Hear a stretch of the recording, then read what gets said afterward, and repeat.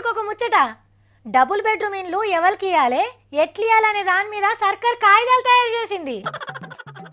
అప్రియమైన సావిత్రికి నమస్కారం అస్సలుకే పెడతలేను. నీకు నీ కొలువుకో దండం. నేను పక్క ఛానళ్ళ ఆఫర్లకు ఆకర్షితురాలనైతిని. వాళ్ళు ప్రవేశపెట్టిన కొత్త కొత్త వార్తల పట్ల మంత్రముగ్ధురాలనైతిని. నీ కాడ కొలువు చేసుడు దురదృష్టంగా భావించి పక్క ఛానల్కు అదృష్టంగా వెళ్ళిపోతున్నా రామ్ రామా.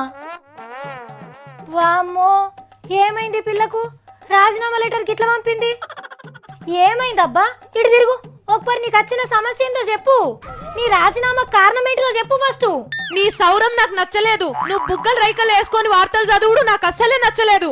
నా సౌరం ఇష్టం లేదని రాజీనామా చేస్తావా?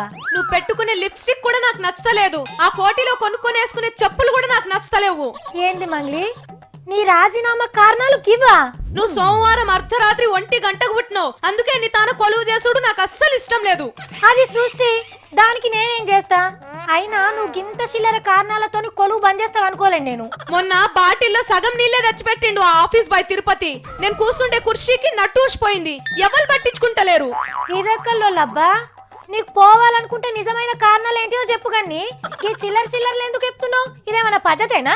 పద్ధతి కాదా? మరి ఆంధ్రాలో ఆనం బ్రదర్స్ ఇసొంటి ముచ్చట్లు చెప్పే కాంగ్రెస్ లోకి వెళ్ళి టీడీపీలోకి వెళ్ళిర్రు. ఏంటిది? మరి కింజారపు రామ్మోహన్ ఇడిపోయినాక కూడా ఇట్లనే మాట్లాడచ్చా పార్లమెంట్ లో? ఏది? ఎర్రం నాయుడు కొడుకు రామ్మోహన్ నాయుడే కదా రాజ్యాంగం హక్కులని మాట్లాడిండు.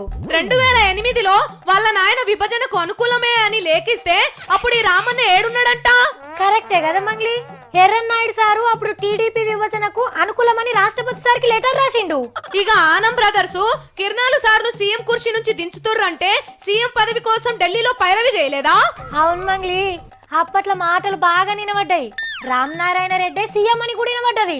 ఇక ఆనం వివేకానంద రెడ్డి సారు సోకుల సిగరెట్ తాగుతుండే, రంగురంగుల టోపీలేస్తుండే, ఎరైటీ కళ్ళద్దాలేస్తుండే, ఎన్ని బొడ్రకాన్ పనులు చేస్తుండే. మరి గిన్ని దినాలు కన్న కొడుకు లెక్క చూసుకున్న పార్టీని వెళ్ళిపోయేటప్పుడు కడుపులో తన్ని పోవాలనా? కరెక్టే మంగ్లీ, పార్టీలకి వెళ్ళిపోవాలంటే ఏదో కారణం చెప్పుకోవాలా గాని మరీ ఇట్లా సాకులు చెప్పుడు ఎందుకట? మొన్నటికి మొన్న గుండు సుధారానక్క టీడీపీలోకి వెళ్ళి రాజ్యసభకు పంపితే టిఆర్ఎస్ కి ఆకర్షితురాలై మంత్రముగ్ధురాలై పార్టీ మారింది.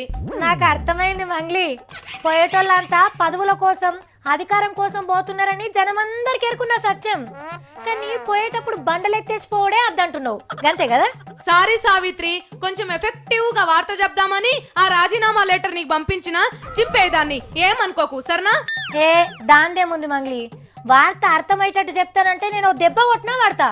కానీ మంచి ముచ్చట బయట పెట్టినావు నువ్వు. చూస్తుండ్రా, ఎవరు ఏ పార్టీ మారాలన్నా ఏం మాట్లాడాలన్నా తెలంగాణనే ముంగటేసుకుంటున్నారు. వీళ్ళకి ఇంకేం కారణాలు దోస్తలేవు కావచ్చు.